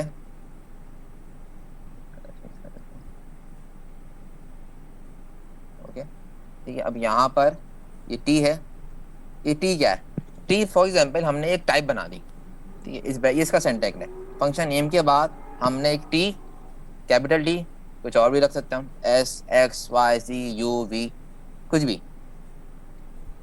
अब इसका तरीका नॉर्मली ये कि हम कैपिटल रखते हैं, कोई भी जो भी जेनेरिक टाइप हम रखते हैं कैपिटल। अच्छा जो स्टैंडर्ड्स बनाए हुए होते हैं कि हम इस तरह लिखना है इस तरह, इसकी वजह ये होती है कि कॉन्फ्लिक्ट नहीं आ जाए। नॉर्मली ये होगा कि हमने बोला कि जितने जेनेरिक हम कैपिटल से बना रहे हैं, वेरिएबल हम इस तरह स्नेक केस में लिख रहे हैं, ठीक है, तो हमने इस तरह डिवाइड कर दिया ताकि एक ये ना हो कि इस नाम का वेरिएबल हो तो कोई मसले आने के चांसेस ना हो। तो हमने अच्छा ये वैसे भी फंक्शन के अंदर ही वैलिड है, और ये फंक्शन से इनपुट फंक्शन के लिए है वैलिड है, बाहर वैसे भी एक्सेसिबल नहीं है कुछ। अब यहाँ हमने टी के नाम से एक डेटा टाइप बना दिया, जैसे I32 है ना, हमने एक से टी बना दिया। अच्छा अब टी ये है क्या, जेनेरिक है, जेनेरिक टाइप यानी कोई स्पेसिफाइड नहीं है कि क्या है ये। अब हम इसको बाकी हर जगह जिस तरह नॉर्मली फंक्शन को हम करते हैं, लाइक डेटा टाइप जहाँ डालते हैं हम उसकी जगह इसकी डेटा टाइप डाल लें। That's it। अब हम फॉर एग्जांपल इसको कैसे कन्वर्ट करेंगे, यार हमारा फंक्शन है ऊपर, ठीक है, इस फंक्शन को जेनेरिक में कैसे करेंगे, कोई बता सकता है? कोई हैंड रेज कर रहा है? सिकंदर, फारूक अहमद। सर पहले सिकंदर को ले लेते हैं, वो काफ़ी टाइम से हैंड रेज है। ठीक है, सिकंदर आप अपना आंसर देंगे? जी अस्सलाम वालेकुम। वालेकुम सलाम। जी मैंने हेलो। हैंड रेस किया था जब बस जी आवाज़ आई। जी जी। अच्छा जब मैंने हैंड रेस किया था जब सिकंदर। सेशन स्टार्ट हुआ था, मैंने तो जनरल क्वेश्चन के लिए जी जी। हैंड रेस किया हुआ था, तो वो तब का ही हैंड रेस है, तो अभी मैंने लोअर कर दिया। आप काइंडली क्वेश्चन किसी और से ले लें। अच्छा सिकंदर, अगर आपका जर्नल क्वेश्चन है ना तो फिर हम क्लास के एंड में 10 से 15 मिनट एंड तो वापस आपको सबसे समझाएंगे। पहले मैं क्वेश्चन पूछ लूंगा आपका, जी जी फिर बिल्कुल अभी क्लास को ही फ्लो को चलने जी देते हैं। जी सही वो है सर? मैंने लोअर कर लिया। हाँ जी मैं समझ गया, लोअर कर लिया। तो ये अमारा है, मैं इनको अनम्यूट कर रहा हूँ। वालेकुम सर। सलाम। सर आप ये पूछ रहे थे कि हम इसे जनरल टाइप में कैसे लिखेंगे इस फंक्शन को? एग्जैक्टली यही फंक्शन बना रहा है, लेकिन अब हमें f32 या i32 की जगह जेनेरिक इस्तेमाल करना है, उसका सिंटैक्स सामने है, तो मैंने सर समझा हम दिया। कोई अब भी लेटर इधर यूज कर लेंगे, जैसे आपने बताया कि कैपिटल लेटर, सपोज हम F यूज कर लेते हैं, कैपिटल F। ठीक है, मैं यहाँ क्या लगाऊं? सर ये डाल एंगल दो। ब्रैकेट्स आएंगे एंड देन इन द ठीक है, between angle bracket you have to write capital F। अच्छा अब मैं क्या कैपिटल F लिख देता हूँ? कैपिटल ओके F यूज कर लेंगे। जी ठीक सर। है, अब यहाँ मैं And then- कोई टाइप लिख देता हूँ, पैरामीटर डाल दिया मैंने बिल्कुल कुछ। कोई वेरिएबल, बिल्कुल। अच्छा अब मैं क्या लिखूंगा? सर आप यहाँ पर एम्परसेंड के साथ स्क्वायर ब्रैकेट में वही टाइप लिखेंगे जो आपने बाहर एंगल ब्रैकेट में लिखी है, लाइक F। ये मेरा ख्याल ओके, है। एंगल ब्रैकेट है, ठीक है मसला नहीं है कोई। ओके, उसके बाद मैं रिटर्न टाइप भी एंड देन रिटर्न टाइप भी आप डिफाइन करेंगे। मेरा बस यहाँ पर एक क्वेश्चन है कि हम यहाँ पर जैसे हम कोई भी फंक्शन डिफाइन करते हैं तो हम रिटर्न टाइप और आर्ग्यूमेंट्स जो होते हैं वो उसके कभी सेम भी होते हैं, कभी डिफरेंट भी होते हैं। बट हाँ यहाँ दोनों पे अलग चीजें हो गया। जैसे यहाँ पर हमने F डिफाइन किया है तो हमें इनपुट भी F और रिटर्न भी F करना होगा? नहीं जरूरी नहीं है, अगर जरूरी हम नहीं i32 रिटर्न करें तो हम कर सकते हैं, लेकिन बात ये है कि अभी हम जेनेरिक में कर रहे तो मैंने बस कर दिया। जेनरिक मतलब मैंने इधर जो बात की वो ये इस वजह से कहा कि हम दोनों चीजें डिफाइन कर सकें कि इनपुट किस तरह देना है और आउटपुट किस तरह देना है। करेक्ट, तो एम्परसेंड F हो जाएगा। ठीक है, एम्परसेंड F F हो जाएगा। अच्छा अब ये देखें एरर आ रहा है, क्यों? एम्परसेंड नहीं डालना वैसा ऑब्वियसली। F डिफाइन नहीं है। नहीं डिफाइन है, डिफाइन तो हो गया, हमने यहाँ पर डिफाइन करा है ना इधर एग्जैक्टली। बट हम इधर हमने एम्परसेंड नहीं यूज करेंगे। हाँ वो रिटर्न टाइप के अंदर डायरेक्ट जा रहा है, इनपुट में हम रिटर्न दे रहे हैं, तो इसकी वो हमने पढ़ा पहले जब पढ़ा था उसकी वजह से। Okay okay thank you. अच्छा एक और मजा इसकी ये है कि कोई हमने रिटर्न नहीं डाला अभी तक। हाँ ओके ओके ओके ठीक है, थैंक यू। अगर हम रिटर्न टाइप देंगे तो फिर हम वहाँ पे एम्परसेंड अलाउ करेंगे। अच्छा ये expected type parameter f mismatch type, okay found and delete.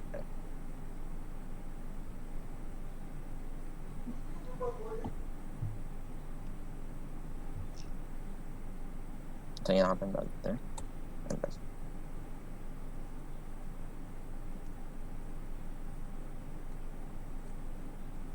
Okay. अभी हम यहाँ पर उनके डायरेक्टली हाँ रिटर्न कर रहे थे डायरेक्ट एड्रेस और डायरेक्ट आउटपुट, तो इसलिए हमें यहाँ पर एम्परसेंड डालना पड़ा। लेकिन अगर हम जैसे डायरेक्ट नहीं कर रहे, कहीं प्रोसेस करके दिखा देंगे तो हम F डाल देंगे, तो वो एक डिफरेंट इशू। लेकिन यहाँ अभी ये है कि अच्छा अब ये हो गया हमारा जेनेरिक टाइप। अच्छा अब उससे होगा क्या? सर सिर्फ ये पूछना था, जैसे हमने पैरामीटर में हमेशा एंगल स्क्वायर ब्रैकेट्स में इसको डिफाइन करेंगे तो रिटर्न भी हमारा I think same he format रहेगा। क्या? जैसे इनपुट में हम पैरामीटर में एम्परसेंड F दे रहे हैं तो रिटर्न टाइप भी एम्परसेंड के साथ स्क्वायर ब्रैकेट में F हमें हमेशा ही देना पड़ेगा। नहीं जरूरी नहीं है, क्योंकि यहाँ पर जो है मैं जैसे इनपुट दे रहा हूँ तो इनपुट जो मैं डेटा ले रहा हूँ वो एम्परसेंड ले रहा हूँ, ठीक है, और रिटर्न में डायरेक्टली उसको रिटर्न कर रहा हूँ, कुछ अंदर कर नहीं रहा ना, तो इस वजह से यहाँ पर मुझे एम्परसेंड F का पढ़ना है। अगर यहाँ में कोई रिपोर्ट आ रही है चीज टाइप मिसमैच टाइप की वजह से हम परसेंट लगा रहे हैं, इसकी जो वजह है वो मिसमैच तो है और कुछ वजह नहीं है। Okay, thank you sir. ठीक है। अच्छा अब यहाँ पर हमने ये बना दिया। अब उसके अंदर हमारे पास ये चीज़ है कि अगर मैं अब जब इसको कॉल करवाऊंगा, ठीक है, लेट आउटपुट, ठीक है, आउटपुट 3 कर देता हूँ। अब यहाँ पर मुझे जो एक लिबर्टी मिल जाएगी वो ये मिल जाएगी कि मैं अब बिना कुछ सोचे समझे मैं ऐसे ही बस 3 डालूँ, काम करेगा।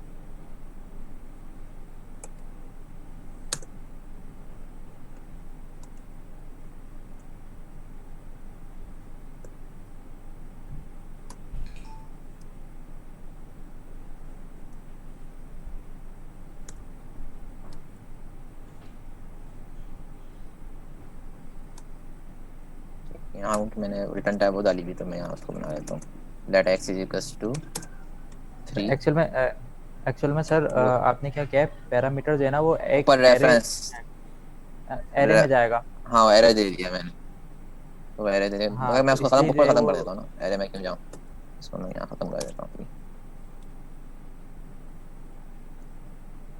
ये तो ये नॉन एरे हो गया, बाकी यहाँ मैं रेफरेंस दे देता हूँ। सॉरी, अब यहाँ पे चलो इसको भी हटा दें, पहले हम इसको कंपाइल करते हैं, ये एरर में पढ़ना है। अच्छा यहाँ पर जो आ रहा है वो एक मसला आ रहा है, format argument must be string literal, ठीक, और ये नहीं है लिटरल। अच्छा ऐसा क्यों आ रहा है, क्यों नहीं है? उनकी वजह यही है क्योंकि हमने अब यहाँ जो टाइप इस्तेमाल करी है वो करी है हमने एक जेनेरिक टाइप इस्तेमाल करी है। इधर मसला ये आया कि हम जब प्रिंट करने जा रहे हैं तो प्रिंट नहीं कर सकते, जेनेरिक टाइप कर सकते हैं, अभी नहीं कर सकते क्योंकि जेनेरिक टाइप जो है क्योंकि वो बिल्कुल अनस्पेसिफाइड है। जब हम इसको प्रिंट के पास भेज रहे हैं तो प्रिंट को समझ में ही नहीं आ रहा कि ये इसको करे क्या, क्योंकि वो स्ट्रिंग नहीं, वो तो स्ट्रिंग लिटरल को प्रिंट करता है।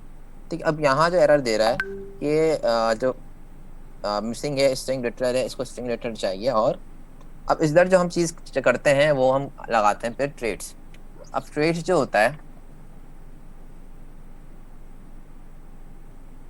इधर हम लगाते हैं ट्रेड्स, कि ट्रेड्स हमें ये बताते हैं कि अभी फिलहाल हम उनके ट्रेड्स में नहीं जा रहे, तो अभी हम फिलहाल यहीं तक रहते हैं, इसको अभी हम प्रिंट नहीं कर रहे। और तो ये चीज़ पॉसिबल है, हमें बताना पड़ेगी, यानी कि हम जब जेनेरिक टाइप बनाते हैं तो बिल्कुल एम्प्टी होती है, अनस्पेसिफाइड होती है, तो हम इसको स्पेसिफाइड भी कर सकते हैं। ठीक है, इसी तरह अगर हम आगे जाएं जो और चीज़ें हैं इसके अंदर वो ये हैं कि अब स्ट्रक्ट के अंदर फॉर एग्जांपल हम जेनेरिक टाइप बनाना चाह रहे हैं।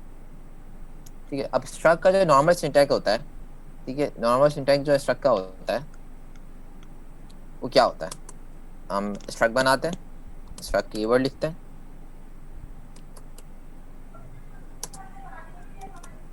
अच्छा सर एक क्वेश्चन है, वो कह रहे हैं कि जेनेरिक जी को बोले थोड़ा सा एक्सप्लेन कर देते हैं किसको, तो भी क्वेश्चन में जेनेरिक को जो जेनेरिक का फंक्शन बनाया है उसको थोड़ा सा एक्सप्लेन कर दें। अच्छा नहीं, जेनेरिक का कोई फंक्शन नहीं आया, generic is a data type. ठीक है, हम इसको फंक्शंस के अंदर इस्तेमाल कर लेते हैं। इधर जो एफ है, अभी जो फंक्शन है, अभी फंक्शन कर क्या रहा है, ये फंक्शन हम इधर इसको चलो हम बिल्कुल सिंपल कर देते हैं, डेटा उसको इस तरह कर देते हैं कॉम्प्लेक्स में जाए। ठीक है, इधर हमने बिल्कुल सिंपल कर दिया। अब यहाँ पे ये एक नॉर्मल फंक्शन किस तरह का है, फॉर्मल फंक्शन इस तरह दिखता है जो ऊपर है। ठीक है, ऐसा इसके अंदर हमने पहले नॉर्मल फंक्शन बनाया। अब जहाँ जहाँ डेटा टाइप थी पहले हम इसको हटा देते हैं अभी। ठीक है, इसको भी हटा दिया हमने। जहाँ जहाँ डेटा टाइप थी वहाँ हमने एक अपना वेरिएबल डाल दिया एफ। अब यहाँ पर ये एफ एरर देगा, ऐसी बात है क्या है पता नहीं। अब हम इसी फंक्शन की बाउंड्री के अंदर रहते हुए हमें इसको एफ को डिफाइन कर देना है। अब ये जो सिंटैक्स है इससे ये एक एफ डिफाइन हो गया एज अ जेनेरिक टाइप, यानी एक डेटा टाइप है ये। अब ये डेटा टाइप क्या है ये अभी फिलहाल हमें नहीं पता, फिलहाल ये एम्प्टी है, एक डेटा टाइप है। अब इससे होगा ये क्योंकि ये एम्प्टी डेटा टाइप है, ठीक है, तो अब इसके अंदर कोई सा भी डेटा ये इनपुट ले सकता है और कोई सा भी ये आउटपुट कर सकता है। लेकिन क्योंकि अब मसला ये आया, अब यहाँ पर हमने एक ये फंक्शन बनाया, अब फंक्शन तक क्लियर हो गया, ठीक है। अब यहाँ तक किसी को क्वेश्चन और है? ठीक है, ओके, ठीक है। अब यहाँ पे ये फंक्शन हो गया। अब हम फंक्शन के अंदर वैल्यू दे रहे हैं डायरेक्ट, मैंने यहाँ दे दिया 4 5 दे दिया, ठीक है। अब ये 5 है, ये भी कंपाइल हो जाएगा, नॉट एनी इशू, क्योंकि ये 5 भी ले सकता है। अब मैं यहाँ बोलूँ कि 5.35 जो कि फ्लोट वैल्यू है, तो ये फ्लोट भी ले सकता है, ठीक है, कोई मसला नहीं है। अगर मैं इसमें कोई और सा करूँ, कोई और इस्तेमाल करूँ, लाइक वैल्यू बड़ी कर दूँ, रेंज से आउट ले जाऊँ,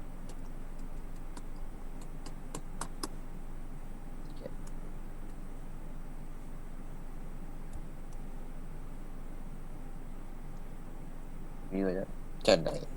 तब इसके अंदर फायदा जो हमें ये हो गया, इवन तो अगर मैं यहाँ कोई आपको कैरेक्टर दे दूँ, लाइक ऐसे दे दूँ कोई कैरेक्टर, ठीक है, मैंने स्ट्रिंग रिटर्न दे दिया, ठीक है, मैं यहाँ स्ट्रिंग रिटर्न दे देता हूँ, तो ये इसको भी फंक्शन चला देता है। अब इसमें ये है कि हमें सारी चीज़ें चला रही हैं, क्योंकि ये बिल्कुल खाली है, कोई डाटा टाइप स्पेसिफाइड नहीं है किस टाइप का डेटा है, तो ये जो भी डाटा टाइप आएगी उसको एक्सेप्ट कर लेगा।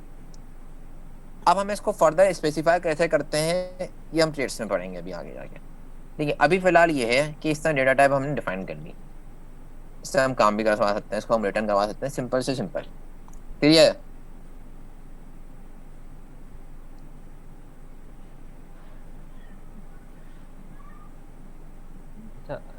कस्टम डेटा टाइप इसमें इनपुट ले सकते हैं, एक स्टूडेंट का क्वेश्चन है, क्यूरी है। Custom data type input,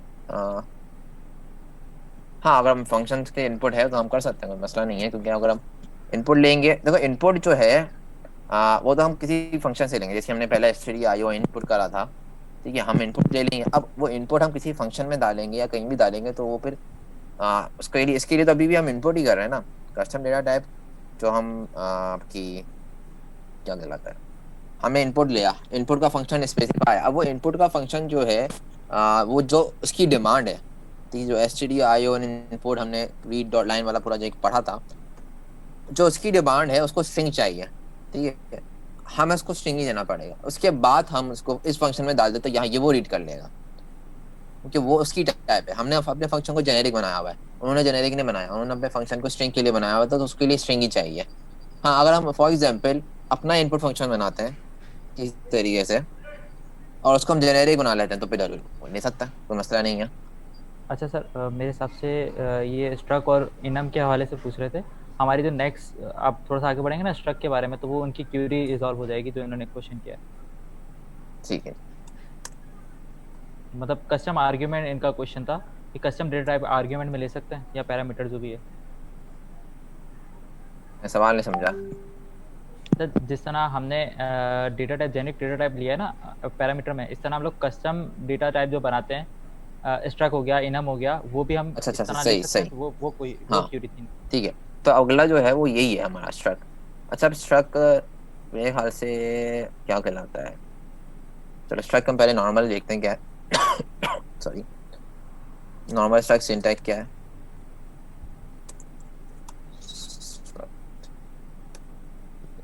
struck की स्पेलिंग कर देता हूँ। अच्छा, स्ट्रक पहले हम कीवर्ड लिखते हैं, सही है, ठीक है। स्ट्रक इसने ये बता दिया कि हाँ ये relation to struct and enum से नेम डाल दिया था ना, कोई नेम और स्ट्रक str, ये क्या हो गया है, अच्छा सही है, नेम str, ओके। तो अब यहाँ हमने what is the use of the n%f in the function. n%f जो है वो रेफरेंस के थ्रू हम पास करवाते हैं ना, जो हमने अगर हमारा पढ़ा था ओनरशिप में, हमने पढ़ा था चैप्टर नंबर 5 के अंदर, कि जो ओनरशिप अगर हमें ट्रांसफर नहीं करवानी होती किसी चीज़ की, किसी वेरिएबल की, क्योंकि हमने पता है कि वो फंक्शन में जाएंगे, उसकी ओनरशिप जो है वो फंक्शन के पास चली जाएगी और वो ड्रॉप हो जाता है। तो उस ओनरशिप की रीज़न की वजह से हम कभी कभार रेफरेंस से पास करवाते हैं, कभी हम रेफरेंस से नहीं पास करवाते। तो यहाँ पर जो है कि वो ये एक वेक्टर को हम इस तरह, या फिर कोई लिस्टिंग होती है ना वेक्टर वगैरह, तो उसको हम इस तरह m% ब्रैकेट के अंदर f का पास करते हैं। तो वहाँ मैंने एग्जांपल उसके हिसाब से डाली हुई थी जैसी, तो उससे कोई फर्क नहीं, ये डेटा टाइप है, ठीक है, सब आप पहले पढ़ चुके हैं कि डेटा टाइप किस तरह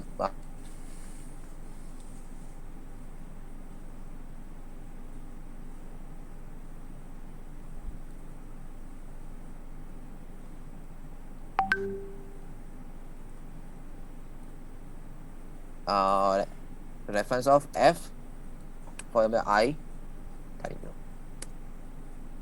तो यहाँ पे जो चीज़ होगी वो होगी m% is a vector of I32। तो हमने f कर दिया, तो यानी कि यहाँ पे वेक्टर ऑफ f हो गया। तो लिस्टिंग के अंदर यहाँ बड़ा फ़ायदा इसलिए आ जाता है जेनेरिक में। ये सर आपकी आवाज़ बीच बीच में थोड़ी सी कभी कभी ड्रॉप होती है। अच्छा, अभी सही आ रही है? अभी सही आ रही है, अभी बीच में ड्रॉप हो गई थी लेकिन अब सही आ रही है। ठीक है, शायद नेट का शायद इशू हो, देखेंगे। अच्छा, तो यहाँ पर जो है इस लिस्टिंग के अंदर जो है वेक्टर्स के अंदर बड़ा फ़ायदा है जेनेरिक टाइप का। तो अगर हम उसकी एग्जांपल भी कर ही लेते हैं।